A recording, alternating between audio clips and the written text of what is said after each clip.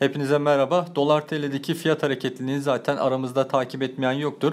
Doğal olarak da gram TL 2019 yılında 245 lirayı görerek rekor kırdı ve yerli yatırımcının, yurt içindeki yatırımcının gram TL'de yoğun olarak işlem yaptığını biliyorduk. Son dönemde de bu artan fiyat hareketliliklerinden sonra da yatırımcılar acaba bu noktada satmalı mıyım yoksa yeniden alıma girebilir miyim şeklinde sorular sormaya başladılar. Hatta bir önceki videoda ben hem dolar hem de altını yorumladım ancak gram TL ile ilgili çok fazla soru geldi. Bu yüzden ben de gram TL'nin bundan sonra hangi fiyat aralıklarında hareket edebileceği, hangi noktadan alınabilir şeklinde ayrı bir video yapmak istedim. Burada sadece grafik olacak ama bu grafik sizi korkutmasın. Ben bunu fiyatları gösterebilmek için kullanıyorum. Hatta cep telefonundan yaptığım için de bazı teknik hatalar olabilir. Siz de eğer bu videoyu ilk defa seyrediyorsanız hem kanalıma abone olmayı unutmayın hem de gram TL ile ilgili yorumlarınızı mutlaka aşağıdaki yorum bölümüne yazın. Gram TL'nin fiyatlarına baktığımızda 2019 yılı içerisinde 245 lira hedefini gerçekleştirmişti. Ama benim bu hedef noktasıyla ilgili beklentim bir gün içerisinde değil, bunu kademeli olarak gerçekleştirmesiydi. Hatta Ağustos ayı itibariyle baktığımızda 266 liralara kadar yükselen bir gram TL fiyatı vardı. Burada da dolar TL'deki yukarı yönlü hareketin daha çok etkili olduğunu görmüştük. Ardından dolar TL'deki düzeltme hareketleriyle beraber stabil bir seviyeye oturdu. Kasım ayı itibariyle yeniden yükselmeye başladığını görüyoruz. Buradaki grafikte de 200 liralardan işte bu hafta itibariyle de geçtiğimiz hafta Cuma günü itibariyle de 245 liraya kadar yükseldi.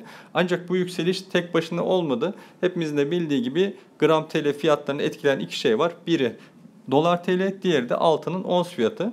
Peki altının ons fiyatı Kasım ayında neler yapmış onlara bakalım.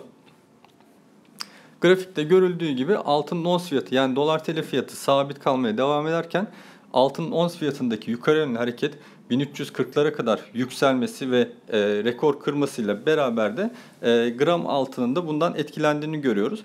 Şu anda altının ons fiyatı yine aynı şekilde 1315 seviyesinin üzerinde hareket ediyor. Artan dolar TL fiyatlarının yine gram TL'de etkisi olduğunu görüyoruz.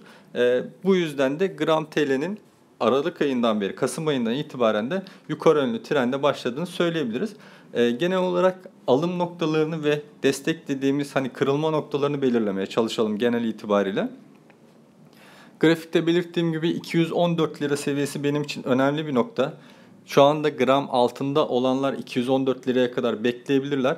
Hedef noktası olarak da onstaki yükselişi baz alarak 254 lirayı ben bu yıl için hedeflemekteyim. Ve altının ons fiyatı diğer taraftan dolar TL'deki yükselişler bu 254 lira hedefini bu yıl içerisinde gerçekleştirmemizi sağlayacaktır. Yine detaylı olarak eğer grafiklerde hani ana destek ve direnç noktalarının yanında bir de ara noktalara bakacak olursak benim daha önceden belirttiğim 244 lira, 245 lira hedef noktasıydı. Bunu gördük ama ben bu sadece bir hani sıçrama hareketi olarak değerlendiriyorum. Yine biraz daha geri çekilmelerde benim takip ettiğim 235 lira yani 237, 238 lira da diyebiliriz aslında bakarsanız. Bu noktayı da alım noktası olarak düşünebiliriz. Şu anda 232 lira üzerinde hareket ediyor. Bu da önemli bir trendin kırılması için önemli bir bence eşik noktası. Elinde altın olanlar 232 liranın altına düşmediği sürece taşımaya devam edebilirler. Ama stop noktamız yani zarar kes ya da kar alıp çıkma noktamız 214 liraya kadar bekleyebiliriz. Bunda herhangi bir endişeniz olmasın. Ara ara kırılmalar ve ara ara dalgalanmalar olacaktır.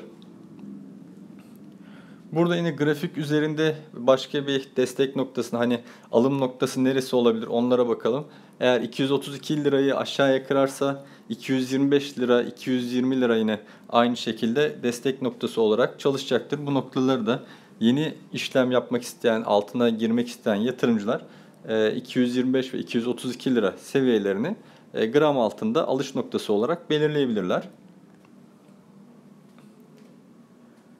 Eğer ons fiyatında işte 1300'lerin altına gelmeye başlarsa, dolar TL'de ufak çaplı da olsa bir geri çekilme olursa 232 liranın aşağısına sarkar ama az önce belirttiğim gibi bu trendin yukarı yönlü hareketi bunların sadece ufak çaplı düzeltme hareketi olarak nitelendirebiliriz. Ayrıca evet bir de kanal olarak çizersek eğer şu anda 244 liralık o sıçramayı saymazsak yeniden bir yukarı yönlü trende girmeye başlıyor. Altın işlemi yaparken daha çok tabii bunları uzun vadeli yatırımcı, orta vadeli olarak düşünmemiz gerekiyor. Yani günlük al-satlarda şu anda çok fazla imkan vermeyecektir. Zaten yerel seçimlerin yapılmasına birkaç günümüz kaldı. O yüzden gram altında işlem yaparken bu süreyi biraz daha bekle gör şeklinde değerlendirmenizi ben tavsiye ederim size. Diğer taraftan baktığımızda bundan sonraki süreçte işte yaşanabilecek politik gelişmeler, özellikle ABD ve Çin arasındaki gelişme, İngiltere tarafında Brexit ile ilgili olumsuz gelişmeler artık paranın yavaş yavaş altına ve diğer kıymetli madenlere kaymasına sebep olabilir. Yayını dinlediğiniz için teşekkür ederim size. Hepinize bol kazançlar diliyorum.